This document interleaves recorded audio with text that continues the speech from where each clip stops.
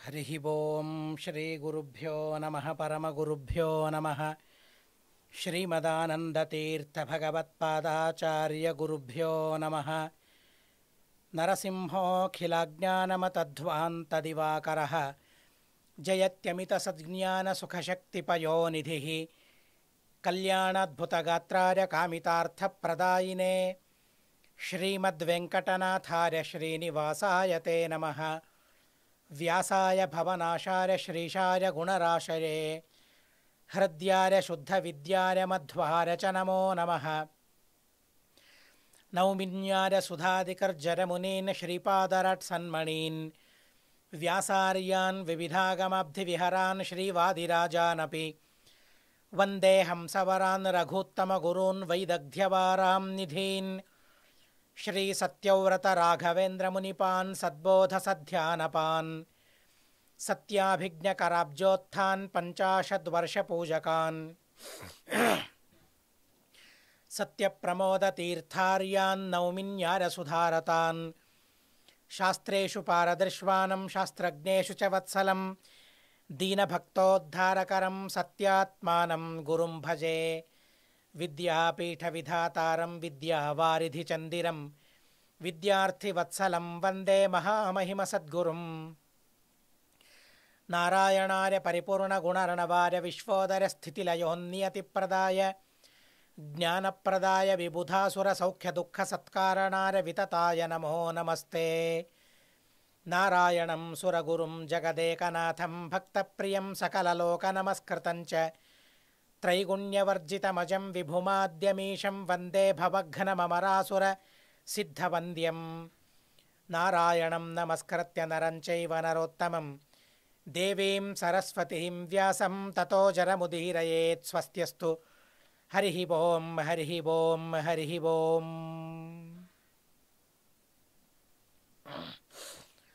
ద్రోణాచార్యుల వారు స్నేహానికి ఎంత మహత్వం ఇచ్చారనే విషయాన్ని మనం తెలుసుకుంటూ ఉన్నాం. కొన్ని విషయాలు పునరావృతం అవుతూ ఉన్నాయి, నాకు తెలుసు. చెప్పిన విషయాన్నే మళ్ళీ మళ్ళీ చెబుతూ ఉన్నాను.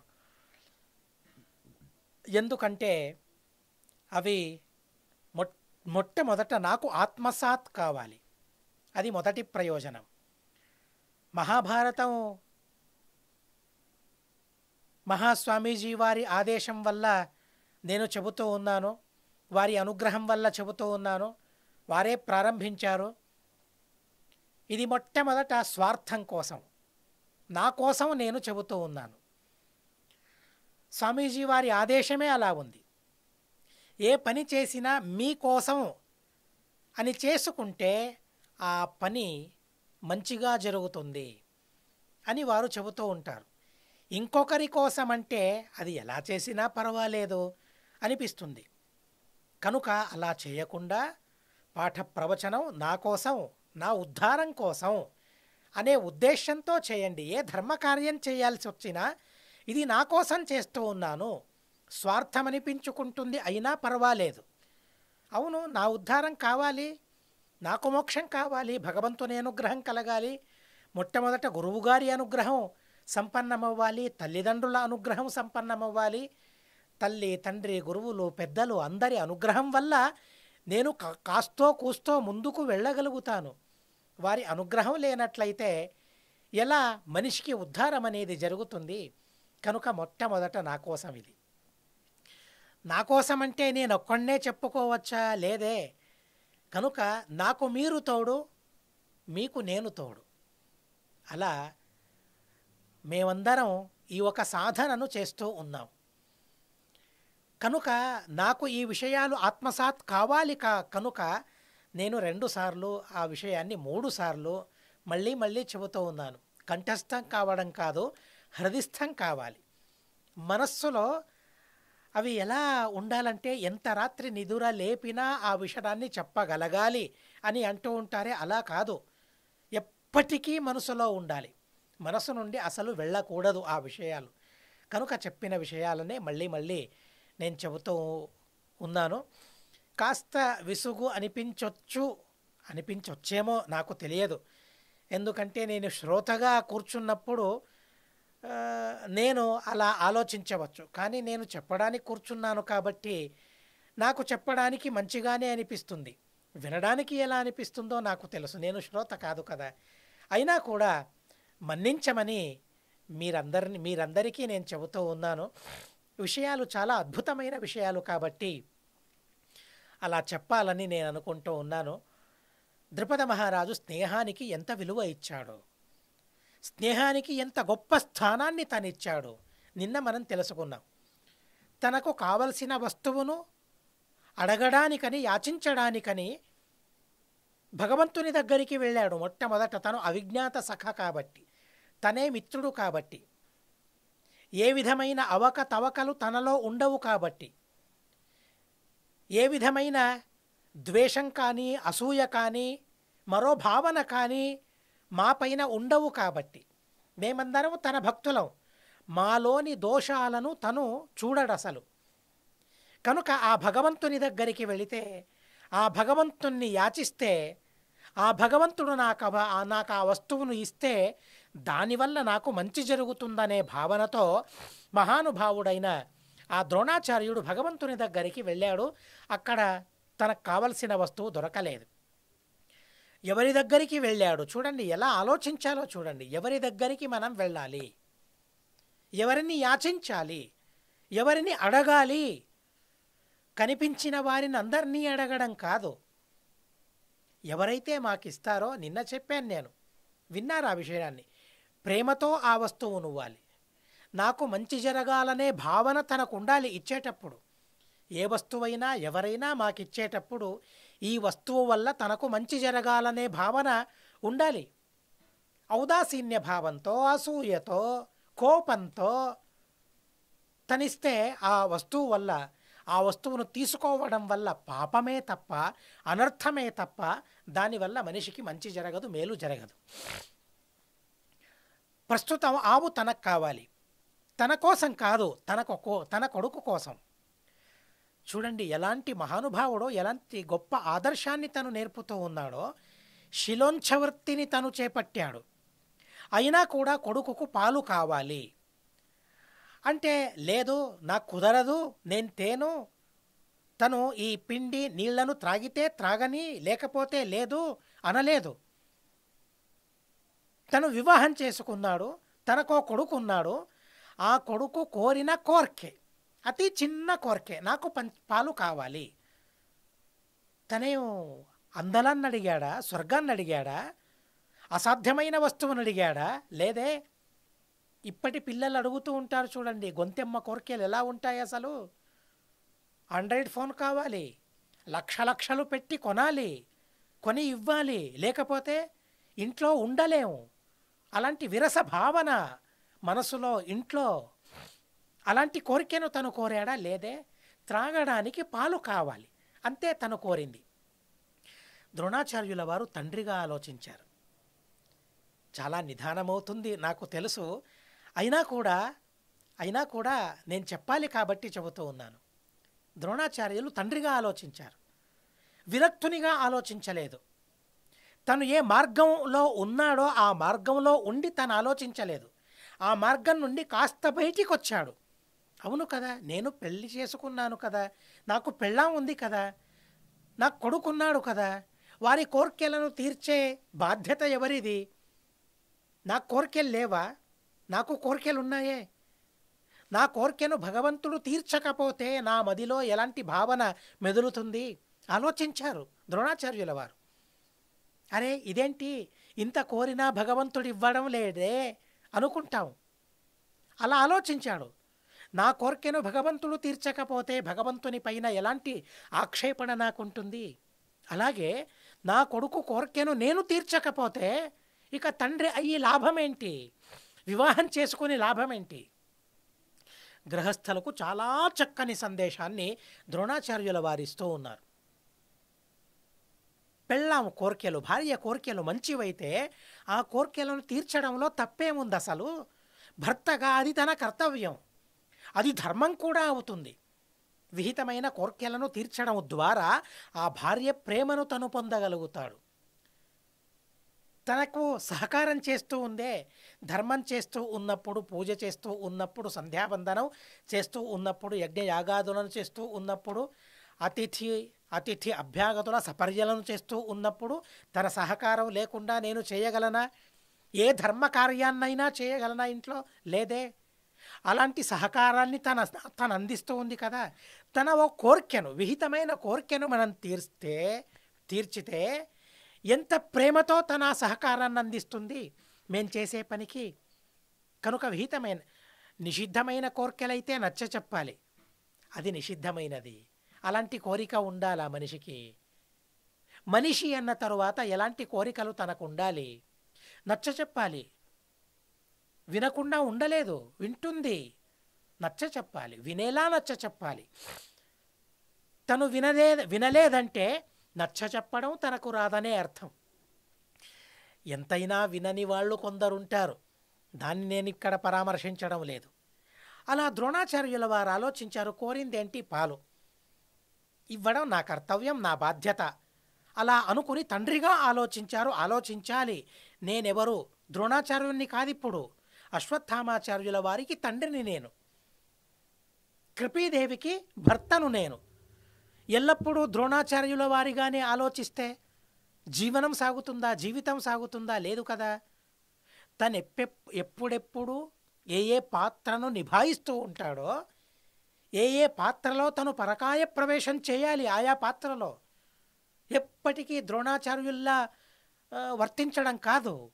తను తండ్రిగా ఉన్నప్పుడు ఆ తండ్రి అనే పాత్రలో పరకాయ ప్రవేశం తను చేయాలి. తండ్రిగా తను ఉండాలి, తండ్రి బాధ్యతను పరిపాలించాలి.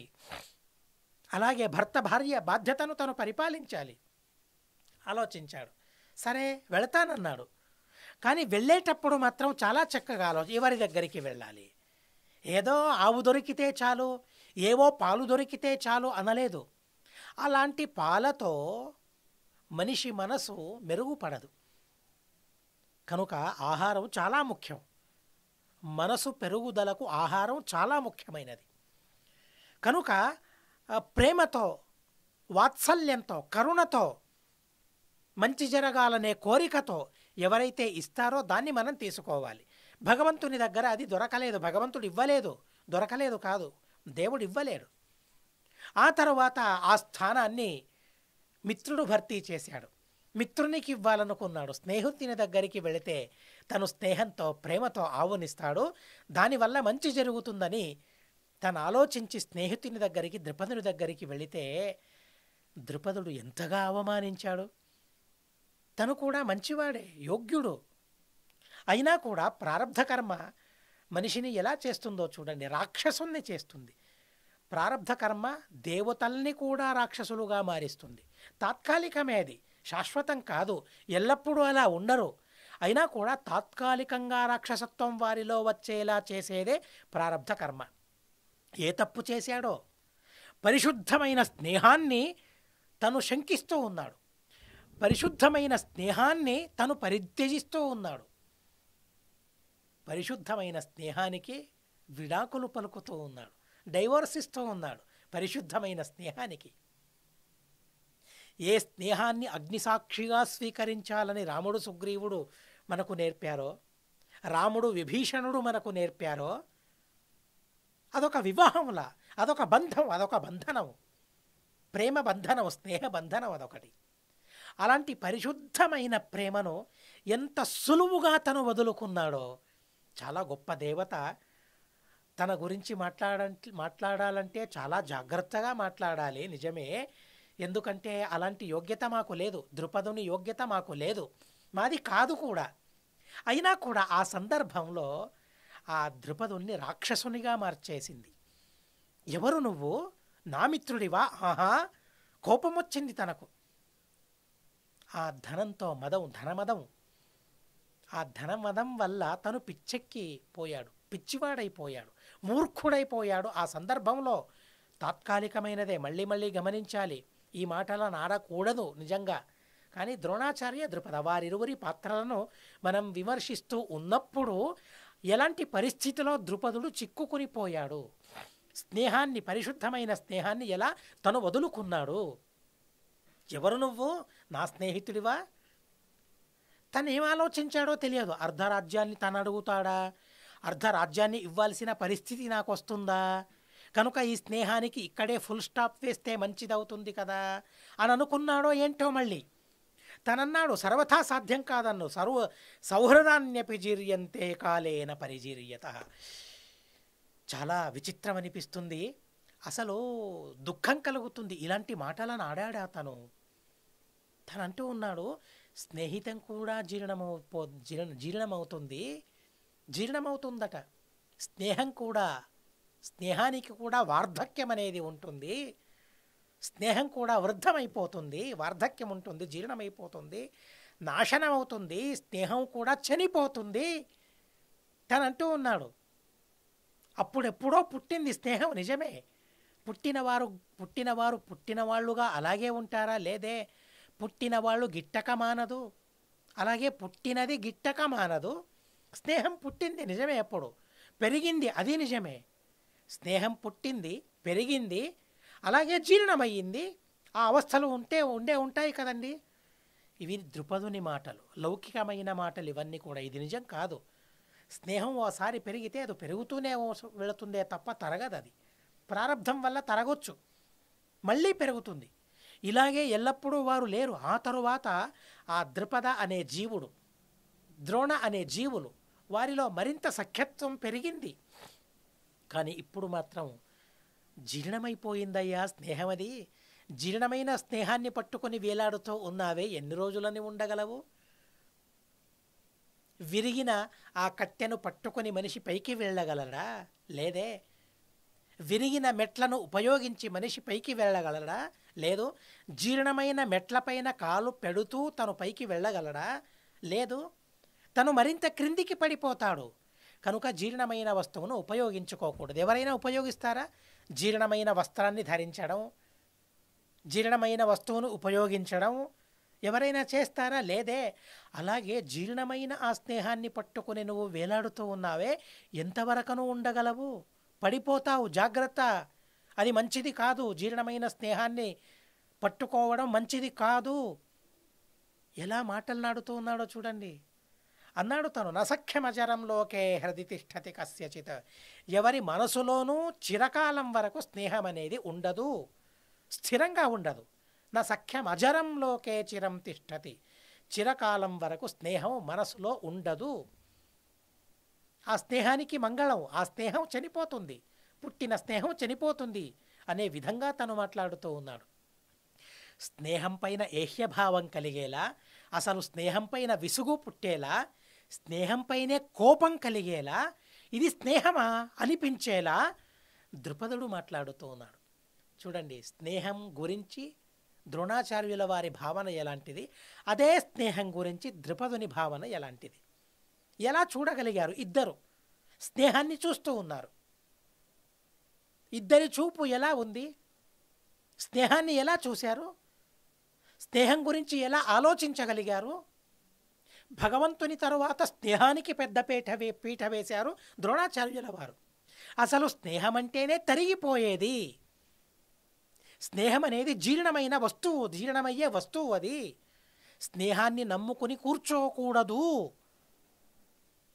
ఎంత విచిత్రం అనిపిస్తుంది కదండి. స్నేహం గురించి భాష్యం చెబుతూ ఉంటే, స్నేహం గురించి వ్యాఖ్యానం చేస్తూ ఉంటే, చిరంగా స్థిరంగా ఎవరి మనసులోనూ స్నేహం అనేది ఉండదు. స్నేహం అజరామరం కాదు, అది పుడుతుంది, చనిపోతుంది. ఇది నిజమా? కాదు. ద్రుపదుని తాత్కాలికమైన మాటలు మాత్రమే, తాత్కాలికమైన భావన మాత్రమే ఇది. కానీ తను చెబుతూ ఉన్నాడు, స్నేహాన్ని చంపేదెవరు? అది అబద్ధం కదా. ఈ రాక్షసులు వాళ్ళు తపస్సు చేస్తూ ఉంటారు, అబద్ధత్వ వరాన్ని కోరుకుంటారు. అయినా కూడా చంపేవారు ఒకరు ఉంటారు. నిజమే, స్నేహం అనేది అజరం, అమరం, చాలా కాలం వరకు ఉంటుంది. అయినా కూడా దానికి చావు ఉంది. స్నేహాన్ని చంపేవారెవరు? స్నేహాన్ని నాశనం చేసేవారెవరు? ఉన్నారా ఎవరైనా స్నేహాన్ని నాశనం చేసేవారు? ఎంత గొప్పగా చెప్పారో చూడండి. అంటే ఎలా ఉండకూడదు అనేదాన్ని నేర్చుకోవాలి. ఇలాంటి స్నేహాన్ని చేయకూడదు నేర్చుకోవాలి. స్నేహం అంటే అది పరిశుద్ధంగా ఉండాలి. ద్రోణాచార్యుల వారి స్నేహం అది. ద్రుపదుని స్నేహం మాకు అవసరం లేదు, ఆ స్నేహాన్ని కోరుకోకూడదు. స్నేహాన్ని చంపేదెవరు? కామశ్చైతన్నాశయతి క్రోధో వైనం రహత్యుత మైవం జీర్ణముపాస్వత్వం సఖ్యం భవదుపాధికృత. ఏదో ఆ నిమిత్తంతో మాలో చలిమి పెరిగింది, చలిమి పుట్టింది. అప్పట్లో చదువుకునేటప్పుడు దాన్ని తిరస్కరించడం లేదు. చదువుకునేటప్పుడు స్నేహితులం మనం. అప్పుడు పుట్టింది, ఏదో నిమిత్తంతో పుట్టింది, ఏదో నిమిత్తంతో పెరిగింది, మరో నిమిత్తంతో చనిపోతూ ఉంది, మరో నిమిత్తంతో జీర్ణమయ్యింది. పుట్టిన స్నేహం జీర్ణమవుతుంది. ఎంత చక్కగా చెబుతూ ఉన్నాడో కామశ్చైతన్నాశయతి. మనిషిలోని ఆకాంక్షలు, మనిషిలోని కామం, ఆ మనిషిలోని కామం స్నేహాన్ని చంపుతుందట. చూడండి, స్నేహితులు ఎలా ఉండాలంటే ఇరువురి మనసులో ఒకే అపేక్షలు ఉండాలి, ఏక విధమైన అపేక్షలు ఉండాలి. స్నేహం ఉండాలంటే అపేక్షలో ఐక్యం ఉండాలి. ఒకే మార్గం వారిదవ్వాలి. ఒకే మార్గం అయితే వారు స్నేహితులుగా ఉంటారు. తనదో మార్గం నాదో మార్గం అయితే స్నేహం విడిపోతుంది, స్నేహం చెడిపోతుంది. స్నేహాన్ని చెడిపేవారెవరు? అది కామం. స్నేహాన్ని చెడిపేది మరొకటి ఏదైనా ఉందా? ఉంది, అవును, కోపం. కోపం వల్ల స్నేహం చెడిపోతుంది, కామం వల్ల కోపం చెడిపోతుంది. కామ క్రోధ లోభ మోహ మద మత్సర్యాలనేవి మనిషికి సహజమైనవే. సహజంగా ఆ కామాదులు ఉన్నప్పుడు ఉన్న స్నేహం చెడిపోక మానదు కదా.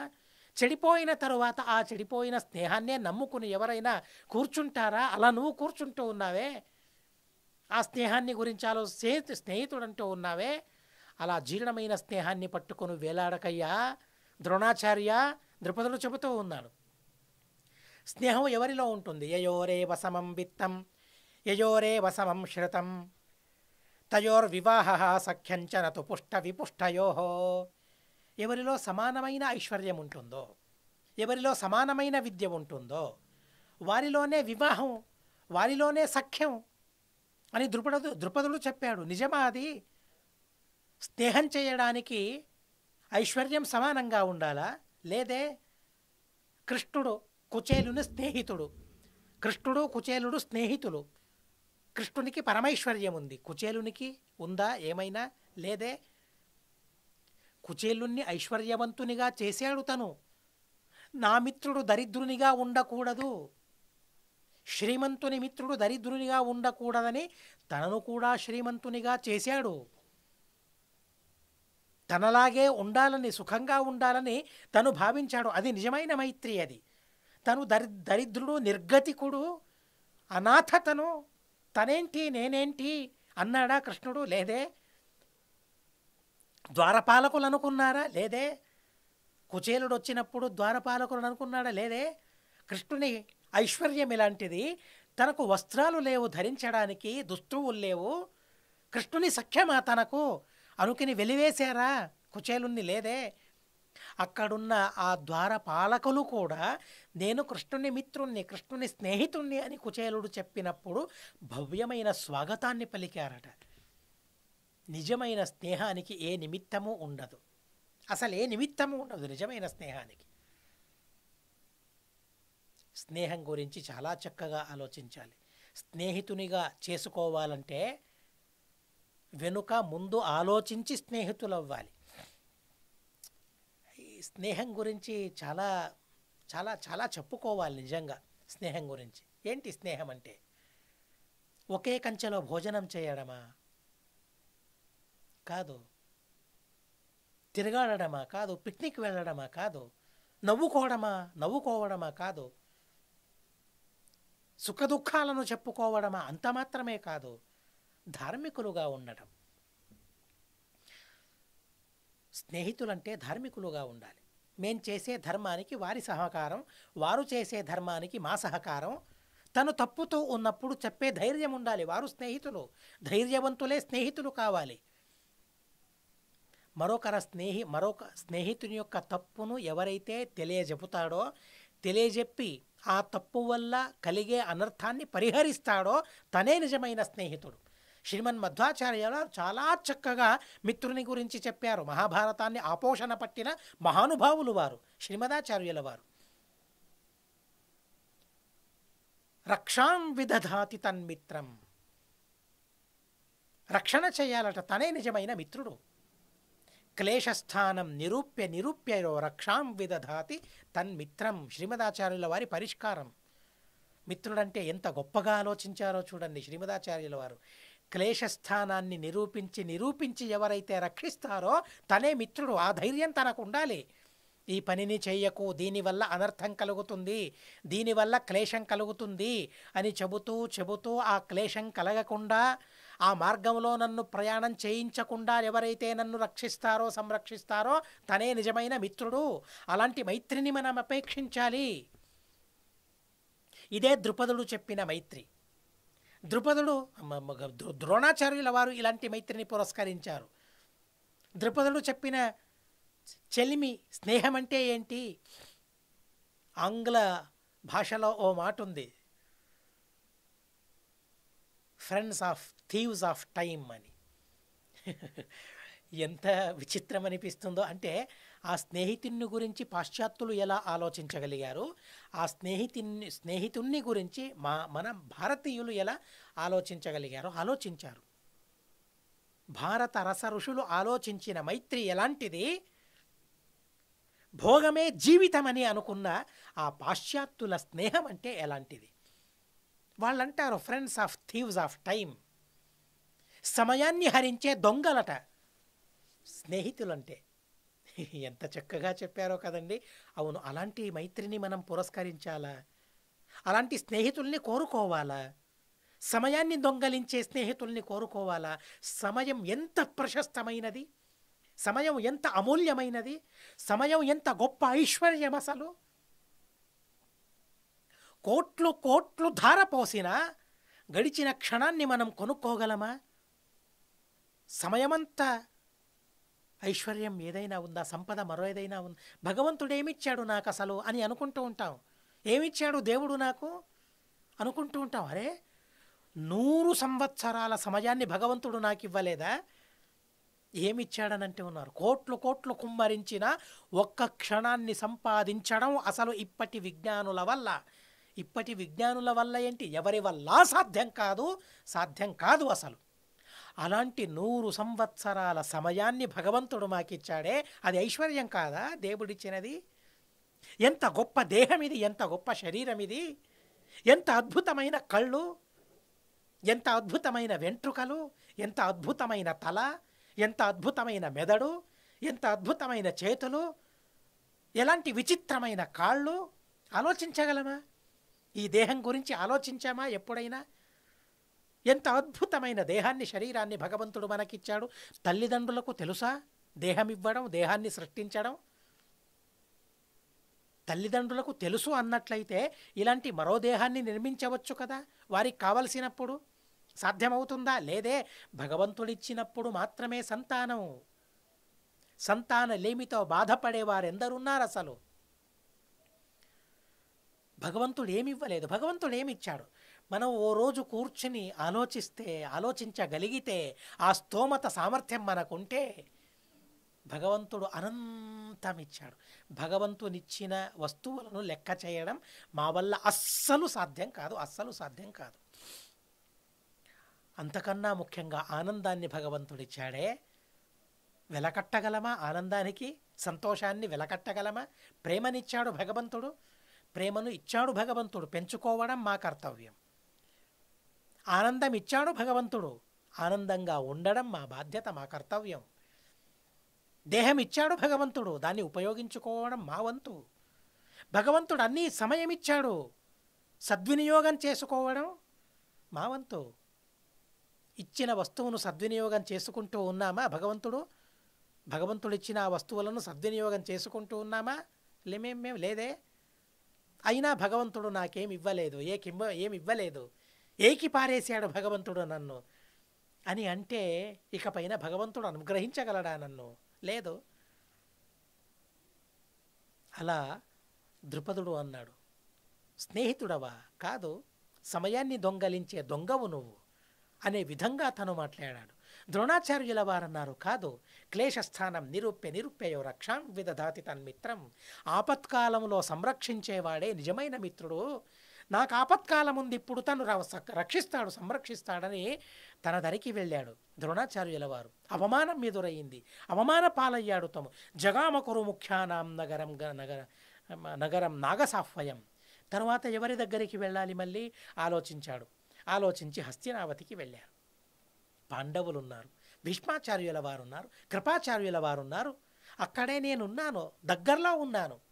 హస్తినావతికి దగ్గరలో గంగా ద్వారంలో హరిద్వారలో నేనున్నాను. అయినా అటు ఇటు ఎటో తిరిగాను నేను. కానీ దగ్గరలో ఉన్న నా వాళ్లను, నన్ను ప్రేమించే వాళ్లను, నన్ను గౌరవించే వాళ్లను నేను చూసుకోలేదే అనుకున్నాడు. నేరుగా హస్తినావతికి తను వెళ్ళాడు. హస్తినావతికి వెళ్ళగా అక్కడ జరిగిన ఘటన మీకు తెలుసు. అక్కడ బంతిని తీసిచ్చాడు, ధర్మరాజు యొక్క ఉంగరాన్ని తీసిచ్చాడు. జగాద భుక్తిర్మమ కల్ప్యతామిది భోజనం మే ప్రదీయతాం. నాకు భోజనం కల్పించమన్నాడు, ఉపజీవనం కల్పించమన్నాడు. ఎవరు నువ్వు, మీరెవరు అని అడిగారు. భీష్మాచార్యుల వారి దగ్గరికి వెళ్ళి అడగండి. వెళ్ళారు అందరూ, తన లక్షణాలను చెప్పారు.